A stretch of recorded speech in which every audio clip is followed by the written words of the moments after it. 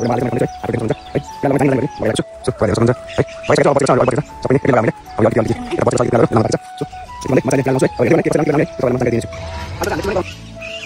Fam, new day new blog है। हामी चाहिँ आज अङ्कल छोरो भएर पिँडालु लगाउन आएको छौँ। पिँडालु यतातिर धेरै कुरो लगाइसकेँ है, अझै बाँकी नै छ, अरू लगाउन बाँकी छ। छोरोले मल हाल्दैछ, मैले खन्दैछु है, हातहरू देख्न सक्नुहुन्छ है। पिँडालु लगाउन जानी नजानी भए पनि लगाइरहेको छु। सो तपाईँहरूले हेर्न सक्नुहुन्छ है, लगाइसकेको छु। अब बचेको छ, अरू बचेको छ सबै नै। यति अलिकति यता बचेको छ अलिकति पिँडालुहरू, यो लाउन बाँकी छ। सो यति भन्दै म चाहिँ अहिले पिँडालु लाउँछु है। तपाईँहरू हेर्दै गर्नु है, के कसरी लाउने, के गरी लाउने है, त्यो तपाईँहरूलाई म जानकारी दिने नै छु।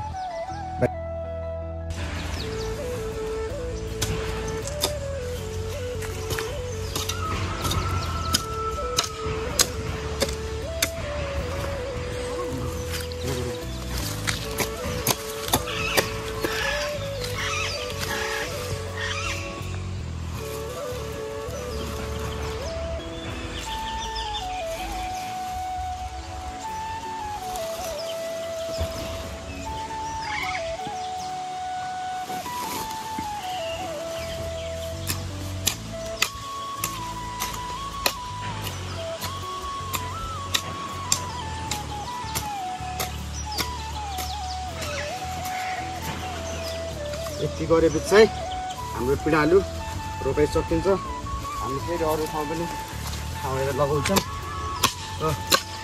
तपाईँहरूले हेरिदिनुहोस् है, के गरी लाउने है, कसरी लाउने भन्ने कुराहरू तपाईँले सिक्नुहोस्, तपाईँहरूले नै बुझ्नुहोस् है। हरेक कुराहरू सिक्नुपर्छ। जन्मिँदै आमाको पेटबाट सिकेर आएको हुँदैन कसैले पनि है। सबैजनाले हेर्नुहोस्, पहिला हामीले खाल्टो गराउँछौँ। खाल्टो चाहिँ ठुलो खन्नुपर्ने हुन्छ। अनि त्यसमा चाहिँ हामीले यसरी मल हाल्छौँ। मल हालिसकेपछि चाहिँ तपाईँको यसरी पिँडालु राखेर फेरि अनि माटो थोरै हाल्दै गर्ने, अनि माथिबाट मल हाल्दै गर्ने है। यसरी हालिसकेपछि हाम्रो पिँडालु फेरि रोपाइ यो पनि सकिन्छ। खाल्टो चाहिँ हामीले ठुलो नै गराउनु पर्ने हुन्छ, किनभने पिँडालु पछि तलबाट ठुलो हुँदै जान्छ नि त। त्यही भएर खाल्टो चाहिँ ठुलो बनाउनु पर्छ। सानो खाल्टो भयो भने पिँडालुले तल आफू ठुलो हुन पाउँदैन, ठाउँ खुल्ला चाहिन्छ त्यसलाई भित्र है। अब एक दुईवटा बचेको छ, यो लगाएर हामी खाना पनि खाएको छैन। यति उ गरेर चाहिँ हामी खाना खान चाहिँ जान्छौँ है। के कस्तो लाग्छ रोपाइ मेरो है, तपाईँहरूले कमेन्टमा हाल्न सक्नुहुन्छ है। ल हेर्नुहोस्, यसरी खाल्टो चाहिँ हामीले ठुलो बनाउनु पर्छ। कसरी बनाइदिउँ हामीले चाहिँ यसरी खाल्टो ठुलो बनाएपछि त्यहाँ पिँडालुहरूले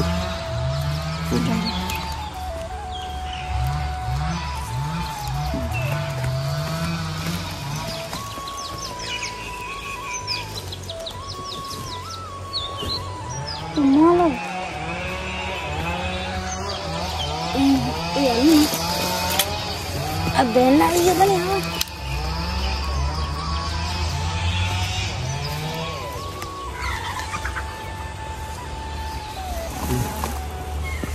यसरी चाहिँ पिँडालु रोपाइ हुन्छ है। सबले सिक्नुपर्छ, मेहनत गर्नुपर्छ। ल हाम्रो पिँडालु रोपाइ चाहिँ सकियो गाइस है। हेर्नुहोस्, पिँडालु लगाएर चाहिँ भ्याइयो। ल हेर्न सक्नुहुन्छ तपाईँले सर है, तपाईँले हेर्न सक्नुहुन्छ सर लाएर पिँडालु रोपाइ चाहिँ हाम्रो फाइनली सकियो है। कतिवटा लाग्यो भन्ने कुरा चाहिँ गन्ती गर्ने सकिएन, त्यो तपाईँले हेर्न सक्नुहुन्छ है। यता मकैहरू पनि ठुल्ठुलो भइसक्यो है। ल अब भने चाहिँ खाना पनि खाइएको छैन, भोक लागिरहेको छ। म चाहिँ अब खाना खान जान्छु, त्यसपछि फेरि हामी त्यसपछि हामी भेटौँ न है। By by. फ्याम 90वटा चाहिँ पिँडालु लगाउन हामी सक्सेसफुल भएछौँ। अब चाहिँ हामी घरतिर जाँदैछौँ, घरतर्फ लाग्दैछौँ। यो चाहिँ बचेको मल हो है।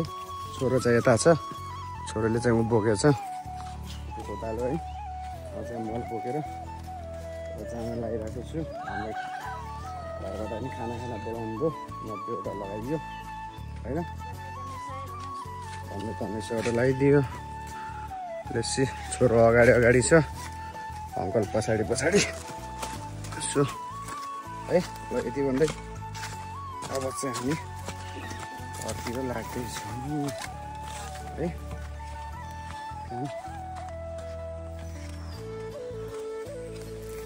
गाह्रो छ नि यो गाह्रो छ जिन्दगी है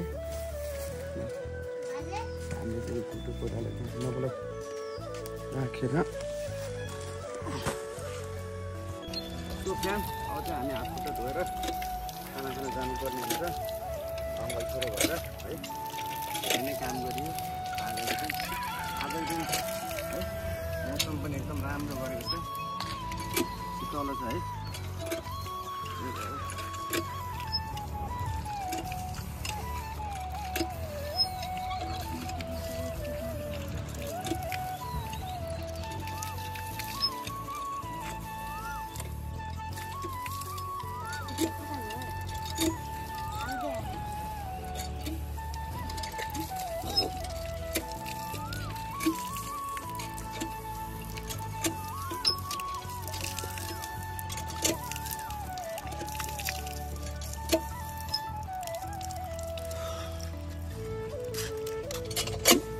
नबिर्सनु होला है बेल आइकन थिच्न नबिर्सनु होला सबैले माया गरिदिनु होला है लाइक कमेन्ट सब्स्क्राइब गरिदिनु होला र बेल आइकनलाई थिचेर अलमा राख्न नबिर्सनु होला है यति भन्दै सबैजनालाई बाई बाई एभ्रीवान